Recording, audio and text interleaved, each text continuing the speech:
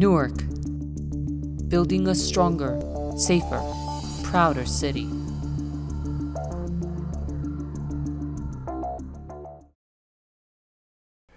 Every issue in Newark, from crime to our economy, can trace back to the fundamental pillar of building a great city and a great future, and that is education. We're going to be back here to talk on this issue from the mayor's desk about exactly that subject. But we're going to be doing it from the right perspective in many ways, from our students' perspective.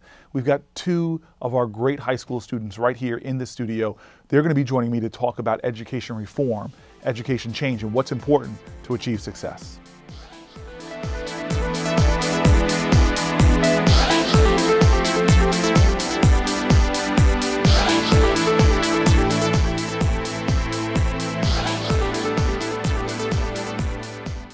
So last September, all this action came to the city of Newark from the governor and I partnering up to get over $100 million in philanthropy to our city. We've had changes in superintendents. We've had a lot of new energy, a lot of talk, a lot of dialogue, so many community forums going on, all talking about education. With the one central theme, though, that everybody seems to agree upon is that we as a city can do so much better in supporting our children and empowering our children.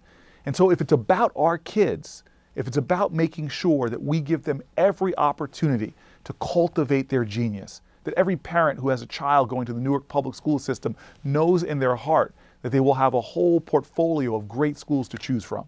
If we know that every classroom and every school is not just a school but a cathedral of learning, then we know we can be successful. We had an announcement that our new superintendent was going to be Cammie Anderson, and I'm so thrilled that on the announcement day, the first thing she did was meet with Newark High School students at our Science Park High School. And she came, and during her announcement, she said, you know what? I don't need to listen to anybody else, because the young people I listened to, and I was there listening to the conversation, the young people I listened to got it. They understood it. They had a good vision for what we should be doing. So I'm here with some of the young people from our community as well, and I want them to talk to me about what they see needs to be done for our schools. And so we have two great high school students. One, a gentleman I'm blown away by. He's a little bit older than you, and he is a senior right now at Central High School, go Blue Devils, and he is actually distinguishing himself extraordinarily because you got accepted to NJIT, which is one of the top engineering high school colleges in the country, graduates more minority engineers than any other engineering school in our country. I'm very pleased to have Jarrell McLemore. Thank you very much for being on the show. I'm glad to be here. All right, and then to your left, man, we have a powerhouse here, Anna Christina Farrell, Yes. and you are a junior. No. Sophomore. Stop acting so old then. you are a sophomore at really one of my favorite high schools, Arts High School. I guess it's I say it's one of my favorite because I always aspire to be like you guys, because you are talented in ways that I am not. And you are just fabulous, and we're grateful that you're here. You're a sophomore aspiring to go on to extraordinary careers. Thank you both for being on the show. You're welcome. Okay, so first of all, loosen up a little bit, guys. We're here to have a very good conversation. So you guys are showing some pretty good success, and I want to ask both of you guys about some things that I believe are important. And you can tell me, Mayor, they're not important, but let's talk about teachers. Now, I would imagine that you guys have seen great teaching and not so great teaching. So I really want to hear from you guys. What distinguishes great teachers from so-so teachers? And then the second part of that question is, what can we be doing, principals, administrators, politicians, to support great teaching? So let's first on the distinguishing, guys. What distinguishes, for the good teachers you've had and the bad teachers, what's the difference? Why don't we start with you, Christina? Great teachers have a passion for what they're teaching, every subject that they're teaching. They really have a fire to want to teach children to learn and to understand certain topics.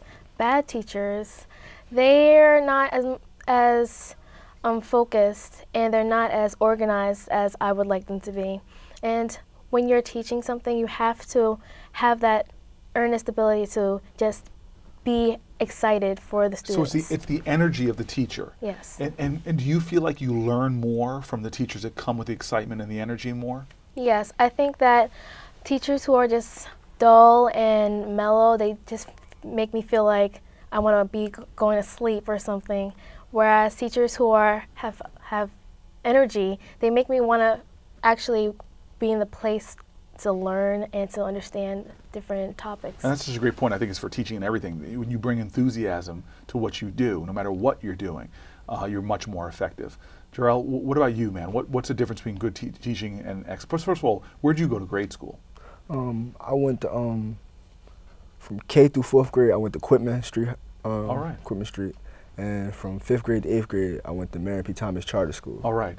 So you've been in public schools all the way through. You've seen Quitman Street School, which is a traditional district school. Yep. You've seen a charter school, which is Marion P. Thomas, and you've seen Central High School. So with all those teachers, what to you distinguishes good from great, or great from bad?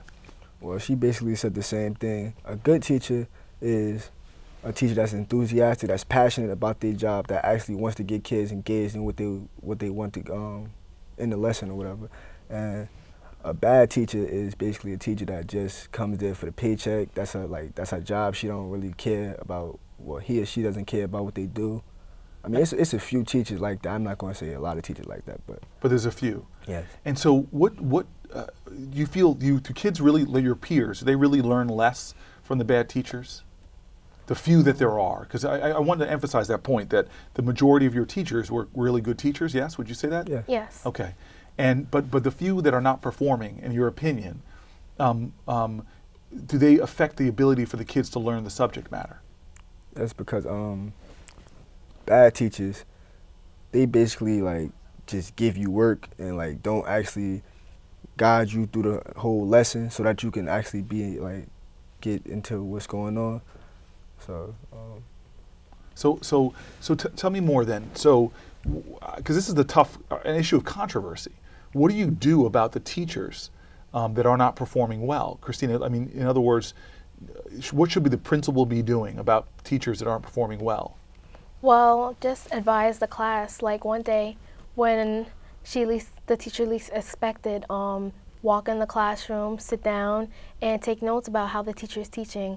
Most likely the teacher will step up her game to impress the principal, but however, it'll see with the principal how they set up the classroom, how they put up the objective on the board, how they see how the students are doing their do now and things like that. And sometimes I feel like some bad teachers are created when the students aren't doing what they're supposed to do. Right, that's interesting. Bad teachers are created when the students aren't doing what they should do. So you put some of the sort of emphasis on the students themselves. Yes. Can you explain that more? Because I'm not sure if I fully get it. So sometimes students, they don't actually come to school to learn. They come to school for different reasons, like say hi to their new friends, to eat food, to just converse with everyone else. And they might not be fully focused on doing their work, learning, getting new knowledge that's setting them up for college. And that's when bad teachers are created. They don't know what to do with bad students. Oh, you're getting a lot of things out there. So one, you think that principal evaluation should be more frequent, especially on those teachers that might not be doing well, which I think is a great point. Number two is you think that teachers should be taught not just how to teach classes in general, but how to deal with more difficult students. I think that's a really good point. And there's another point I want to come back to is what the students' responsibility is themselves. But why don't you tell me, Jarrell, do you have any ideas yourself about what should principals or administrators or politicians be doing about bad teachers at schools, knowing that they're the rarity? What should we be doing about that? Basically just evaluate the teachers, so you could know what they're capable of. And okay, so what if a person gets low evaluations? What should happen then? Then I'm not sure if they're qualified to be qualified to be teaching. And so you think you should fire those teachers? Not fire, but I'm not sure. Come on, man! You're the future mayor of the city. What would you be telling me to do? Is it fire them? Would you send your kids into their classroom? I'm trying not to be so harsh, but right. Yeah, they should be. They should get another profession. Is that what you're saying? Yeah, I guess so. Okay, but there's so in many ways, if we have thorough evaluations of new teachers, you could weed out those very few that are not performing. Correct? Yeah. And then do you see any difference between teachers as they go on in their career? Do they get better and better and better, or do some not get so great? What's some of you have seen your teachers? I know some of your schools. You guys have some great older teachers. But there's a big issue that's debated in Newark and in the nation about teacher tenure. That after 3 years, once you get that third year in, you've got tenure and a lifetime employment no matter what happens. How do you guys feel about that law? Well, a teacher with more experience, they should know how to deal with different levels of difficulty in the classroom. So I think that's like, that's all right. Okay, so you're okay with tenure. You shook your head no. No, I'm not really okay with tenure. This year we lost one of our greatest history teachers, and I was completely devastated because he was so passionate about teaching, and I felt really sad that he had to leave because I never got to be in class with him. And I could tell that he was really passionate. And there's some other history teachers that are not as passionate as he was. And I feel as though they should have been let go instead of he was. So you think the decisions when teachers have to be let go and budgets shouldn't be about tenure, who's been there the longest. It should be about who's the best, and the worst rated teacher should be the one that goes. Exactly. How do you feel about that, Jerome? Yeah, I believe that same thing too, because the worst rated teachers are the ones that have most complaints from students about how they teach or whatever, and the teachers that have a better quality, like, they should stay. Okay. So you guys have been, where did you go to grade school? I went to Bethel Christian Academy. Okay, all the way through? 8th grade year, I transferred to 13th Avenue School. Okay. So you guys have had at least 3 different schools each to know the feel of different schools. And would you agree with me, people call it, different schools have different cultures, right? Different ways people, behavior is expected, different values often are evidenced in different schools. So tell me about what's important about a culture of success in a school. Because the principal is really responsible for trying to establish a culture, right? Along with the teachers. What are important elements of school culture? You want to go first? Go ahead, Christina. I think that in Arts High School, it's evident that you can be yourself. And that's like one of the most important things that a student can have. They have the confidence to be who they are without anyone trying to break them down. And for me, that was really important for me because I really wanted to be myself, but I didn't know how to do so. But Arts High School cultivated me to be who I was and be proud of who I am. All right. What's important about a school culture? School culture is very important because with school culture, like, that brings pride to your school, and with pride, like, you'll be proud that you go to that school, and having school culture will make you feel like that's a second home, so that, like, everybody be like a family, and you'll have comfort of everybody else. So and it sounds like you both feel that way. Central High School gives that kind of school culture. Do you feel that there? Yes, I feel it. And you feel it there at Arts High School? Yes. So that's what 2 strong high schools have created, some cultures that make you guys feel like you're a part of something, right? Yes. Okay, so tell me then about what happens when there are discipline problems. And you know, there's some people that might be acting up. How important is it for you to go to schools and feel safe and secure, and to have a strong, I don't want to call it rule of law, as they often say, but where somebody sets the law down? How important is that as discipline? Because you guys are students who are subject to discipline, but I'm curious about your thoughts about it, given your different schools. Because I'm sure you guys have seen incidents in your schools that were just not something that you were proud of, right? Yeah. So tell me about discipline. Go ahead, Gerald. You go first this time. All right. Discipline is very important, but it depends on the severity of what's going on, because I'm trying basically, like, well, tell me some things you might have observed in your 3 schools that was a good lesson of discipline. Well, I never really been through, like, nothing that serious, but just people fighting. Yeah. I don't think you should come to school to fight, period. Like, you come to school to learn, meet new people, and that's basically it.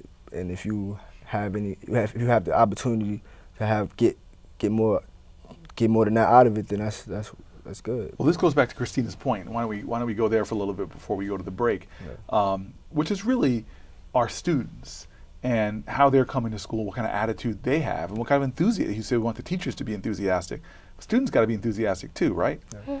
So tell me about this. You guys have a lot of peers, and what is important for a student to manifest to be able to learn? You guys are very successful. What is it important, or what is it inside of you maybe that is important, you think, for students in general to have to be successful?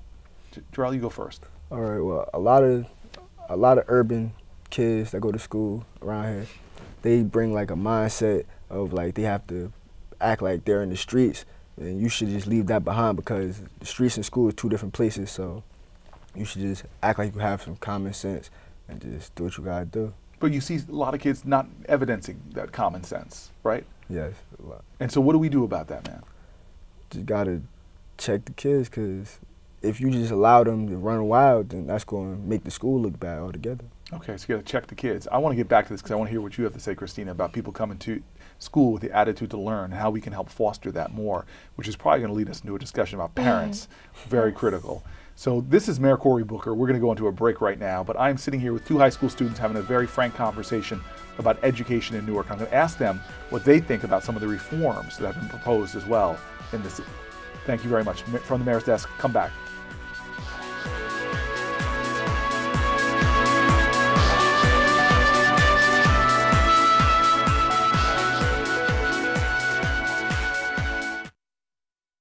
Studies show our children will face chronic obesity health-related problems like heart disease or asthma if we don't act now.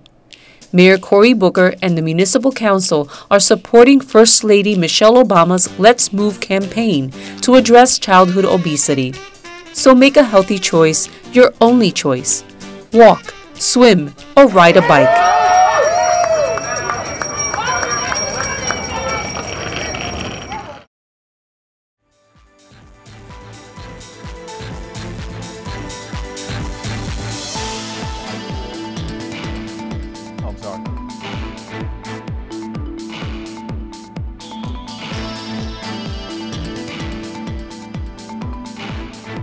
Welcome back to From the Mayor's Desk. We're joined by Jarrell from Central High School and Anna Christina from Arts High School. Guys, thanks for being here. We were going out in the break and we were having some frank conversation about students, about discipline, and I really want to just get you in here a little bit, Christina, about this discipline idea and the students who come to school not ready to learn. What's that all about? I think that parents should empower their students, their children, to want to learn. And to not get into all that rumors and fights and just not being focused. My dad always tells me, Anna Christina, you need to focus. Even when I'm doing dishes, you need to focus. Focus on everything at hand. So when I go to school, sure, sometimes I get lazy, sure, I procrastinate, but my main focus is to learn more and more, and I've always wanted to do that. Like when you start from when you're young, you have to nurture your child and want to tell them that learning is important. That's how you're going to survive in life. I love you guys are giving me a lot of wisdom because I love what you said. That's what I say all the time is focus on what's important. The rest of it's just distraction. Leave it alone. I had a friend of mine up in Barringer High School have their daughter get into a fight because of what somebody said about somebody else, posted on Facebook, and next thing you know, this girl's coming after my friend's daughter. And is it a lot of that, guys? Ego and rumor, so-and-so said something about so-and-so? Is that what often causes the fights? Yes. Yeah. And how do you get that, how do you stop that? You just have to tell your child that enough is enough. You go to school to learn. That's it. You can have your friends on the side, but pick your friends correctly. Right. And tell them getting in trouble is not worth it. Most of that stuff goes on your record, and you have to go to college and you have to have common sense. When you're in college, you're not going to be fighting over something that's really not that important. Right. And because it really is money. Yes. I mean, honestly, it's like the more you learn, the more you're going to earn. And people who sacrifice today for the nonsense that's going around really are sacrificing their tomorrows. And I love that you guys get that. But I got a lot of things to cover now, a little bit of time, so I'm going to start going a little quicker. But you guys said parents. And people often want to talk about teachers and schools and students, but they forget about parents and the obligation of parents. Now, you guys obviously are very successful students and have an incredible career before you. What is it important for a parent to know? You're going to be talking to some parents right now. What is important for parents to know to help their children be successful in school? Christina. Well, parents, I think that you should really be stern with your children, but also make sure they have a little break. Don't overwhelm them with chores and watching their little siblings, but make sure they have enough time to do their homework and stuff. Give them a set schedule to come home and not just let them come home at any hour of the night. Let them come home around like 7-ish to do their homework, get it done. Okay, so hold on, stop. Let them, as if they're what you said is so important, because I see this all the time. I drive around the city on a school night, 10, 11 o'clock at night. People are out. Young people are out. So you're saying not let them, make them. They have a curfew. Get into the house and get your homework done, right? Okay, and how about when you were a little kid? How did your parents excite you about learning or reading or the kind of things that you love to do? Well, when I was in pre-K, that's when I first started to read. I got it from my mom. My mom, she's an avid reader. So I just always loved to read. And my dad, he's really into math and stuff. So when I was in first grade, he taught me all my multiplication tables. They made sure that learning was. So they weren't leaving. They weren't leaving learning for the schools. No. They were up on it right here in themselves. I'm going to learn. I'm going to teach you multiplication tables and things like that. That is great for parents to hear, because they've got to give their kids an edge in school to help them succeed. But Jarrell, man, you're going to NJIT. What? It's not all you. I know you got wisdom and genius inside of you, but you must have had parents and adults that really helped you. What would you say to parents that's critical if they're looking at this right now? I got a 5-year-old, 7-year-old son. I want my son to be like Jarrell. I want them going to NJIT. What are you going to tell them to do? Just be involved with your kids. Back your kids up all the way, because support from your parents is very good, because a lot of kids out here that don't have like both their parents, or they don't have support from their parents because they either have to work long jobs or whatever. But if a kid, 9 times out of 10, if a child has his parent support, he'll be very successful. Great. And I talked a little bit about curfew, and that's something that's really big for me. Kids staying out too late, but a lot of our kids work. You have a lot of friends who have jobs, right? Yeah. And so they're working and going to school. And just supporting them is so critical. As you said, you know, both my parents worked long hours, but they would always make me call in when I got home from school. They would always call back to see if I had done my homework. On the weekends, they were just like you. I had vocabulary words, I had multiplication tables, because they wanted to give me that extra edge. And people don't know that if you just read to your child 15 minutes a day when they're in their early years, their literacy rates go skyrocket up, and they're far more successful in education and future careers. And so I want to ask you now, guys, some of the hard questions, some of the top topics in education in the city of Newark. And let me just throw them out. What do you guys think about extending the school day, having more hours for our kids? Good, bad, what do you think? I am so for that idea, partially because I just love school so much. And if my mom asks me where I am, why am I so late, it's because I'm at school. I just sit at my school. I just feel so comfortable there, and extending the school day will help us like learn more and extend my drama period, which I so love. All right. All right. So, yeah. You like drama? I don't like drama. No drama. But your kind of drama I do like. Extending the school day, you think kids should go to school to 5 o'clock? Before I was against it, but I grew to like it because it's a good opportunity to learn a lot more than what you normally do. Right, and if we want our kids in Newark to be the best in the country, Yeah. they got to work harder, right? Got to. What about a longer school year?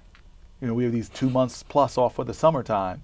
What do we do during that time? You know, most kids actually lose a lot of their gains during that summertime. So what do you think about putting another month in of school? Well, I think that part should be a little optional, because we need to take one step at a time, because it's hard to adjust from like when you're like used to normal system and trying to adjust to like a longer school year. So I think like. So you think this year 2 more weeks, next year 4 more weeks, the year after that? Is that what you're saying? Gradual increase it? Yeah, I guess like slowly, but like it should need like summer school, I guess, for like it's optional for people to actually like summer tutoring instead of like summer school. Like, Right, right.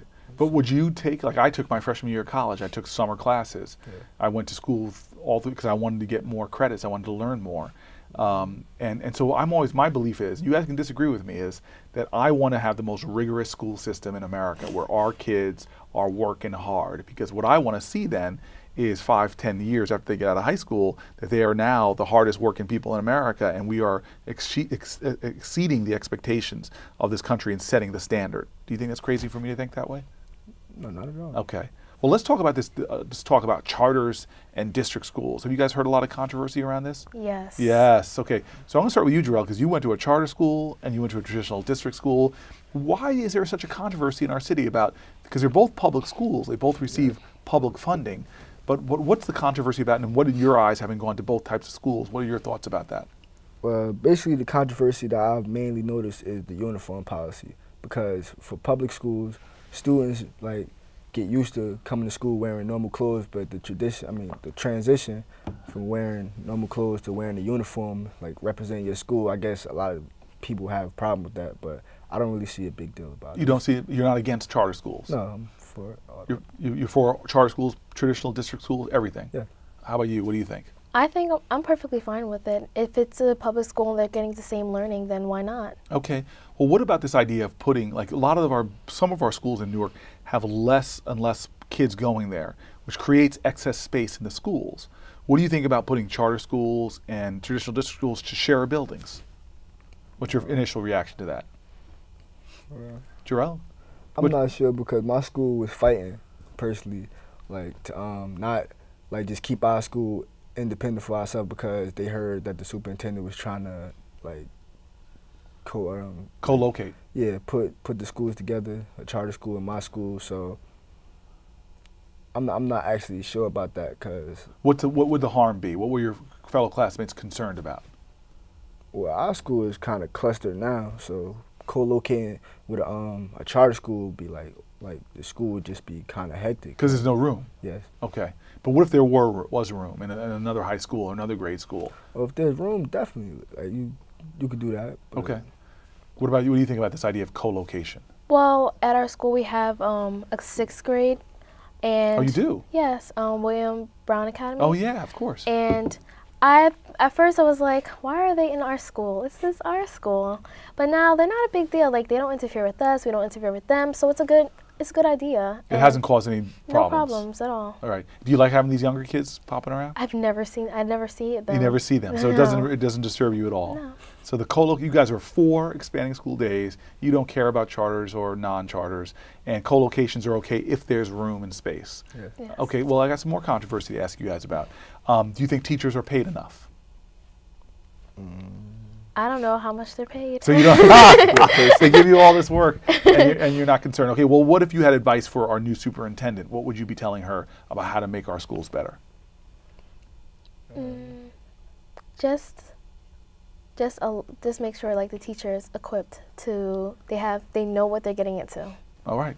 Making sure your teachers are equipped, which is a great point, and it's actually the point that she's making is her most important thing. It's quality of the teachers. Advice for our new superintendent, Cammie Anderson? We just need more passionate teachers. We need more learning tools, just yeah, that's basically it. Okay. So now, last question for you guys before we have to end the show.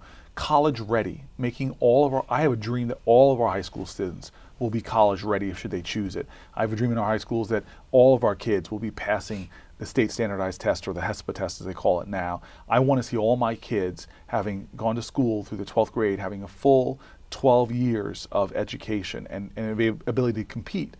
And so what's important to make kids college ready? And I'm going to ask you really, Jarrell, because you're about to go to college, an exceptionally great college, hard college to get into. What's important to make you college ready? Well, you just have to have the discipline, for college, because everybody think after 12th grade that's it, but college is a whole nother league all by itself, and you got to be ready for that. Well, it's amazing to me how you guys really talking about less about these policy issues and more about values and ideals. It's interesting you guys bring that out, like discipline, focus, as Christina was saying, attitude, enthusiasm. These are more values, which is really interesting to me, which goes back, I guess, to the school culture. And we have some good principals in Newark. I think both of you guys both like your principals, yes? Yes. Yes. Yes, all right. So, and they do a lot to try to instill a lot of those values, right, in what they're doing. Mm-hmm. So the last thing I'll say then is, if you are a sophomore now, you're a senior, I asked you to speak to parents and to teachers. Speak to your fellow students right now. If you're going to give them a piece of advice about how to be successful in school, the final thing, if we're going to achieve our goals, being the best school system in America, do you think we can do that? Yes? Yes. Yes. All right. I like that. Oh, you sound like Barack Obama for a second. Yes, we can. It's really about the students. Give me the last piece of advice for students, guys, and we got to wrap up quickly. Students, make sure you pay attention, do all of your work, and you'll get everything that you can from your teachers. All right. Go ahead. My advice is students, you just gotta shoot for the stars, cause we gotta want to be the best at best at whatever you do. So just work hard and accomplish what you want to do. Be ambitious and do the hard work. Yes. Well, listen, those are good notes to end on. We are going to do the hard work here in Newark because I believe, despite a lot of these controversies and the like, the truth is we all share the one goal. We're going to make our school system the best in America, and we're going to do the hard work. And the more we work together, the further we're going to get. So I want to thank my guests here, Jarrell McLemore and Christina, thank you so much. You guys are just really fantastic examples of what our school system can produce. So thank you very, very much.